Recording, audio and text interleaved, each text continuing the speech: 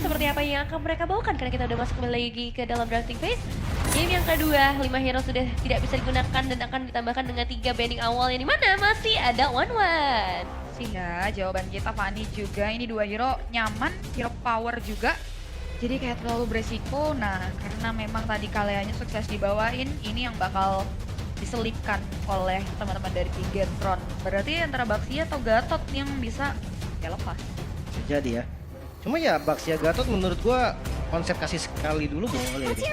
Apalagi ke Gatot Kaca. Cuma cicinya kan mau nggak mau nih dari teman-teman Ixon yang udah tadi pakai, ya nggak bakal lepas sampai akhir gitu. Iya.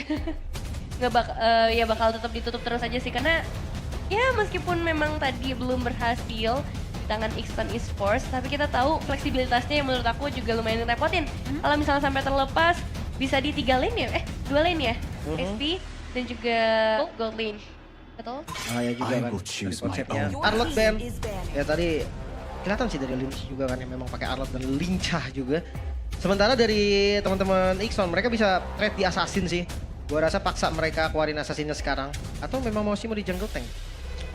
Baxia nih. Baxia kah? Atau tadi kan ini kalau udah kayak gini berarti Baxia, Angela, Chushin yang terlepas mau coba ditutup nggak nih salah satunya oleh teman-teman dari Ixon.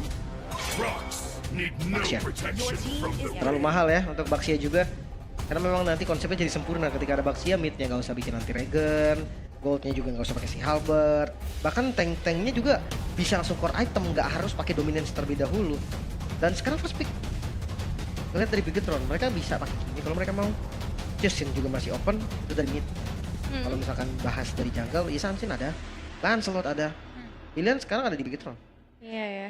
Dan mungkin aku kalau jadi mereka bakal lebih mengutamakan karya jungler dulu, mengingat kalaupun mereka ingin ambil Kimi ya nanti bisa di opsi keduanya karena kan dari Ixon juga udah nggak bisa ambil jadi nggak akan ada deny, tapi ya kita bakal lihat dulu opsi seperti apa yang sepertinya akan menjadi prioritas dan Insertion ini langsung muncul.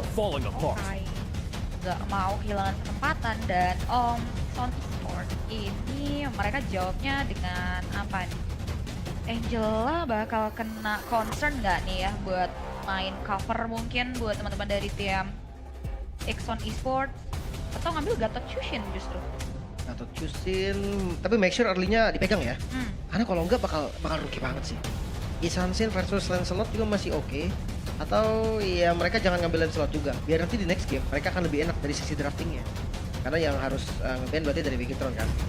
Iya. Dan pilihan tetap ada di Ixon sekarang. Bola panas ya dari mereka. Dan jawabannya apa tuh? Angela?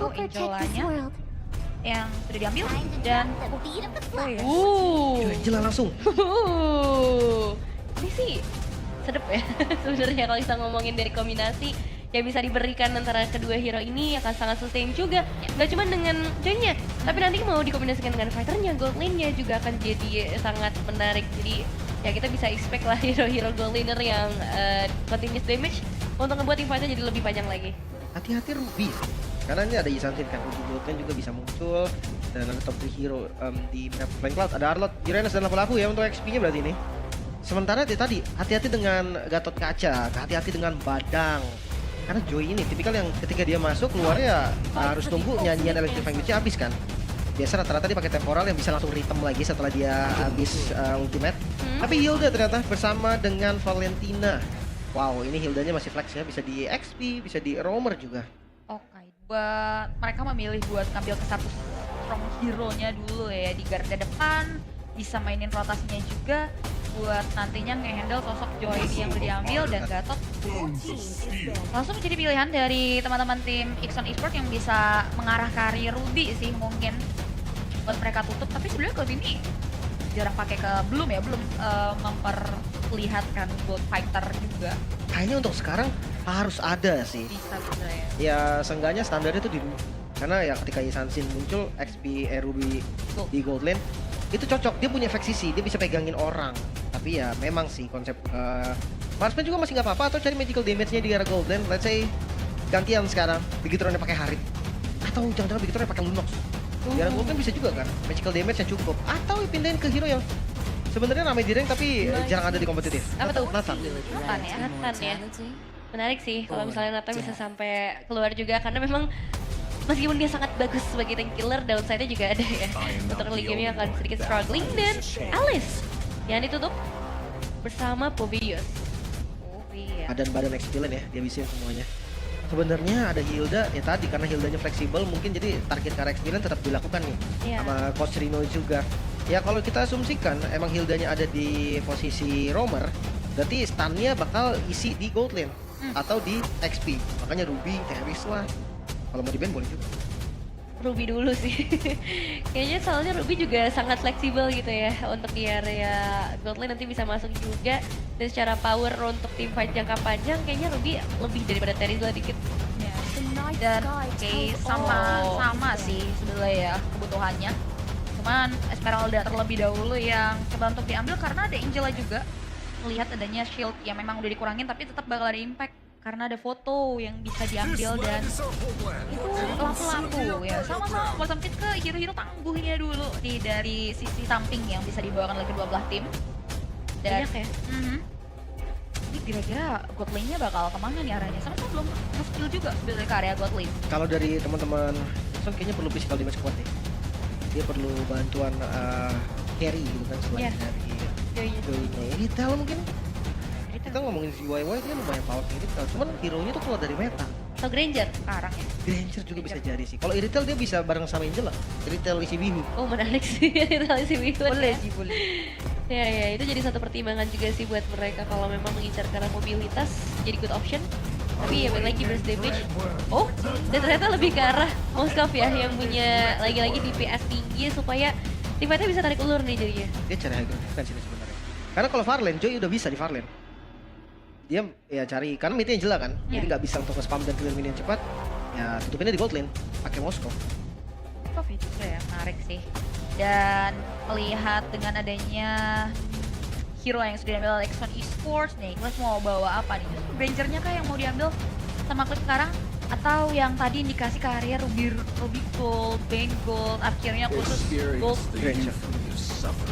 masih di Granger dan ya ini yang memang posisi Hilda, XP atau Romer? Jadi XP ya, Hildanya. iya. Tapi pressure-nya kuat banget ini, River dipegang Valen bareng sama Grok. XP-nya bisa clear cepat dan langsung join. Jangan sampai XP kalah lane deh. Coba cari hero yang memang aman juga. Xbox mungkin, atau apapun deh. Jangan sampai kalah jalan aja nih sama Hilda. Kasihan Joy soalnya. Iya, bakal main agresif banget sih memang dari Hilda sendiri. Efek sisi tambahan mungkin bisa jadi salah satu pilihan karena bisa dibilang ini sangat dibebankan ke arah Gatot kacanya ya sejauh ini dan hanya sedikit efek slow aja paling. Tapi sisinya juga kurang. Iya makanya efek ini tambahan. Teris Teris ya. mas. Kalau menang lane sebenarnya ya Xbox juga bisa. Gak bisa di-burst juga, cuman bakal rontok.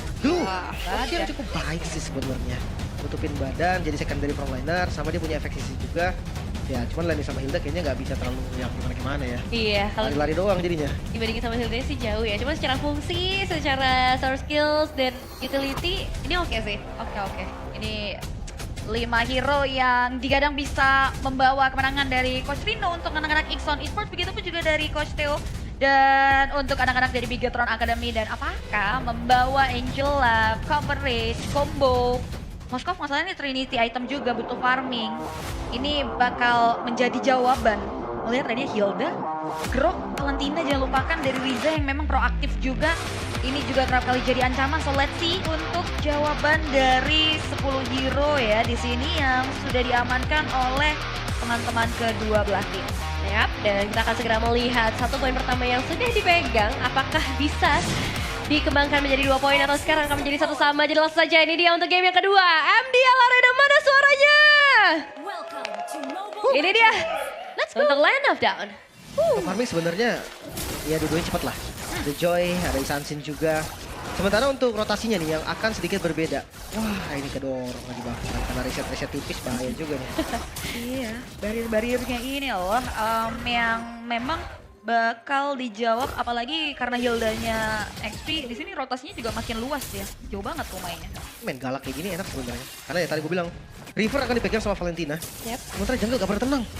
Udah mulai ada gangguan nih. Ega udah mulai kehilangan darah cukup banyak. Bahkan Flicker sampai harus di-trigger bagi seorang Ega ya. Supaya Little Wonder juga bisa dipegang langsung bagi Clevin. Itu niatnya kayak obvious buat ngasih jungle, satu jungle ya, tapi wah Di area bawah masih tetap bakal terkikis-kikis dan dari set emblemnya bukan Tenacity lagi-lagi masih ke Master Assassin buat Moskov-nya ZYY. Ya, cuman ini lama banget Dolin. Apa yang terjadi dari Dolin? Reset ke buff-nya? Karena dia baru mulai di orange, sementara lihat Joy-nya udah selesai pattern. Levelnya juga akan sedikit berbeda, nanti ketika level 4 baru level 3 dari Dolin ya.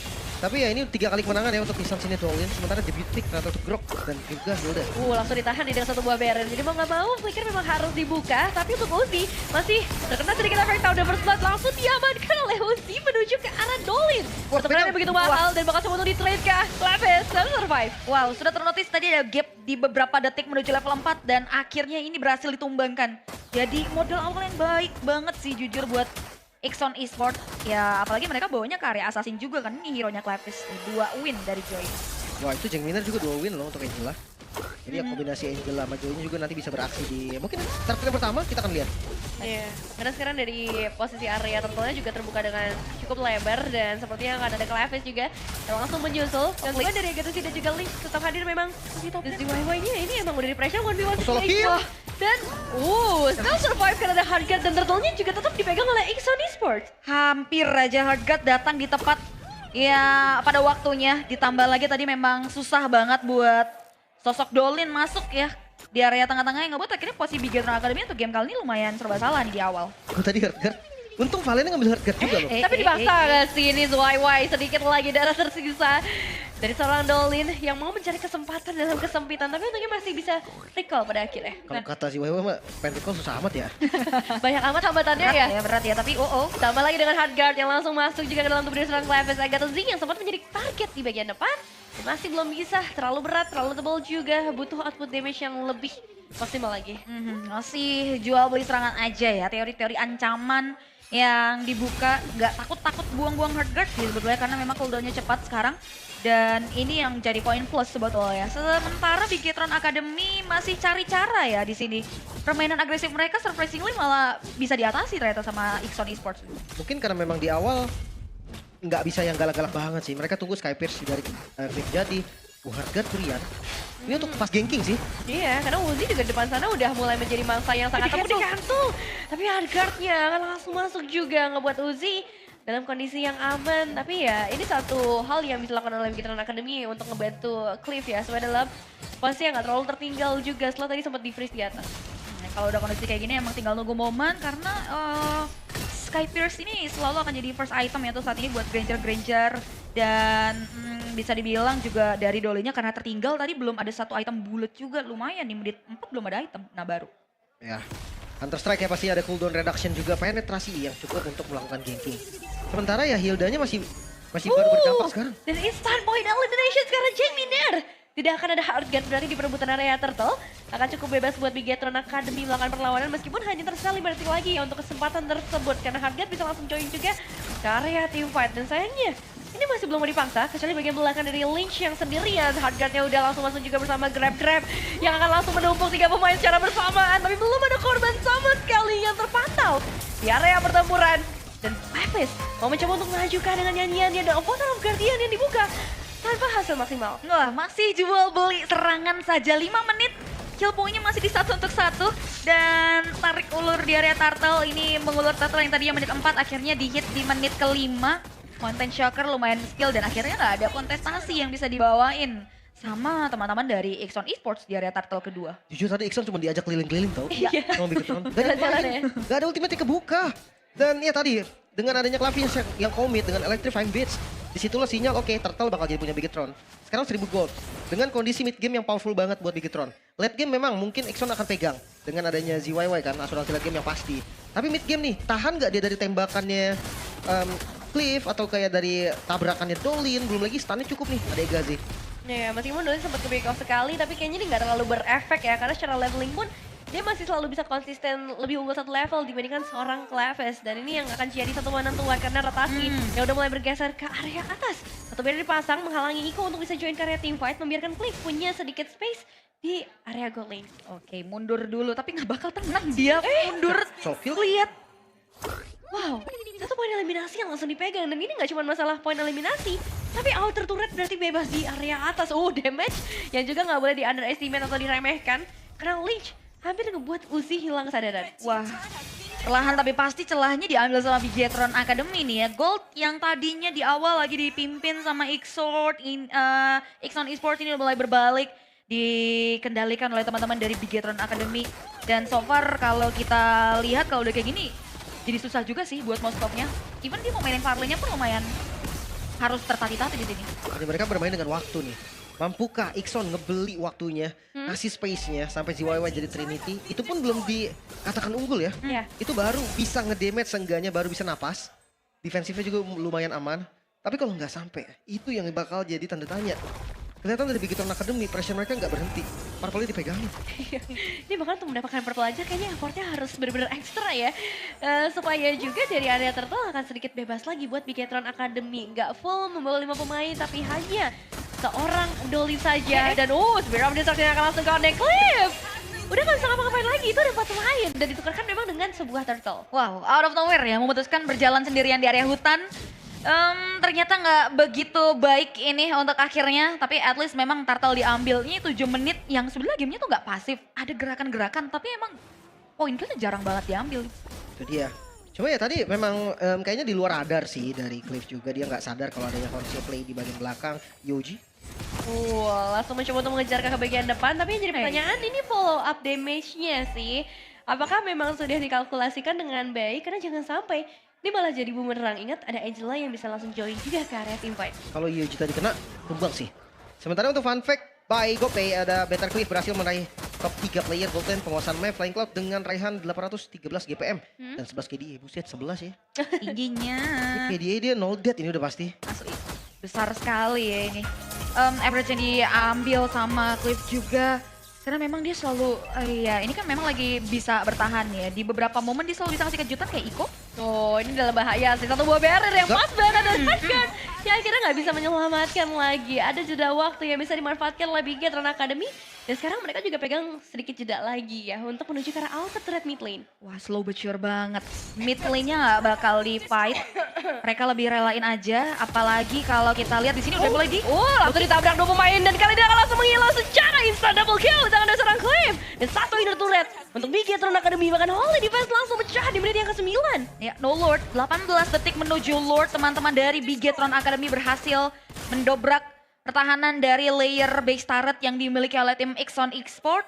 Dan 3000 gold bahkan lebih ini udah mulai melambung kembali dari Bigetron Academy. Dan di posisi seperti ini beresiko atau masih ada harapan buat kontes di area Lordnya dari sosok Lapis? Kalau nekat sih bisa ya. Tapi ya masalahnya zoningnya itu loh, mereka cuma makan Lynch. Tapi lihat Lynchnya keras banget dan gak bisa ditumbangin sama sekali. By the way kalian ya user Grok pasti tahu combo yang paling simple itu jangan langsung tectonic flicker.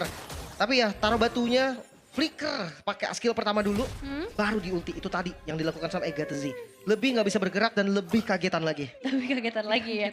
Nggak expect gitu ya dengan apa yang akan terjadi juga. Tapi ya di sini masalahnya ada 2 sih. Nggak cuma Grok, ada Hilda dari Lynch yang beton sih. Ini susah banget dan Spear of Destruction memang connect tapi nggak ada harapan lagi sih. Lord akan tetap menjadi milik dari Bigetron Academy. Tadi kita lihat mengarah ke Relin suatu momen aja damage-nya masih belum mumpuni ya. Tapi masih ada harapan harusnya. Kalau kita lihat di ZYY itemnya masih tersendat 2 item. Iya, bahkan lihat dari Cliff-nya udah ada Winter loh. Ini dia udah siap kalau dia nanti ditabrak sama Joy mungkin. Ada EOG juga yang mengincar ke arah Cliff-nya. Dan dari damage udah pasti cukup. Karena bukan cuma dari Cliff, ada dari Dolin juga. Blade of Despair ready, Endless Battle ready. Jadi hati-hati, tabrakan dari Bigetron kali ini gak main-main. Dan lihat damage dari Riza juga begitu masif ya. Ini udah terlalu besar resource yang diberikan dan Lordnya jump in, masih coba buat di hold dulu. Emang disiplin banget tapi connect ke arah 4 pemain sekaligus. Saya tahu begitu mengerikan. Hargan memang akan coba untuk bermain bersama seorang Clapes saja tapi hilang di tangan Cliff. Killing spree bagi seorang Granger dan masih ada wave minion selanjutnya yang akan dimainkan oleh Bigetron Academy. Lihat Zoe-nya langsung kehilangan HP bar yang begitu banyak, begitu tebal juga bagi para pemain frontline dari Bigetron Academy yang masih belum bisa ditumbangkan. Dan AOG yang langsung connect juga ke bagian belakang. Dan ngebuat dari Dolin bisa ngedapetin base turret, itu dia space yang tercipta. Wah, 1 Lord 2 base turret berhasil ditembus oleh teman-teman dari tim Bigetron Academy. Dan masih respect tentunya terkait defensive mechanisms yang di-prepare sehingga disiplin lagi, mundur lagi jadi celah. Cuman Cliff-nya ini udah bisa jadi ancaman, damage-nya ngeburst banget sih. Lagi-lagi yang tadi gue bilang perbedaannya ada di dari segi item yang udah pada cukup. Dari Granger, dari Sansin, makanya kayak defensifnya akan susah banget. Stack yang sebenarnya nggak sampai ekstrim ya dari Cliff. 37 stack, ada 1 kali tumbang soalnya tadi. Dan ZYY akhirnya selesai dengan 3DT-nya di menit ke-12. Akankah masih ada nafas? Karena Cliff juga selesai dari full itemnya, 6 slot item. War Axe udah jadi tadi sebagai penutupan. Ini mau mainin landing jauhnya juga serba salah banget ya, karena di kondisi winning kayak gini Bigetron nebar pemain-pemainnya benar-benar on point banget. Road to Holy Crystal, tapi kayaknya ada disiapin di area bawah. Harus hati-hati sih kalau misalnya udah ada satu tembok yang terpasang, tapi Travis mencoba untuk masuk dari arah yang berbeda, mencoba untuk memberikan juga tabrakan untuk di charge yang karena 3 pemain sekali double kill sudah ada di tangan dari seorang Cliff, padahal fightnya baru saja akan dimulai dan wave di area tengah yang cukup tebal. ZYY langsung menghilang di tangan Riza, menyisakan 2 pemain tersisa dan Uzi. Tidak ada harapan lagi. Bigetron Academy mendapatkan kemenangan di game yang kedua. Bigetron Academy kembali mempertontonkan permainan mereka yang solid, membawa 5 punggawa mereka dengan draft yang benar-benar kompleks, membuat Ixon Esports tidak bisa bernafas lagi di game yang kedua. Wow, entah kenapa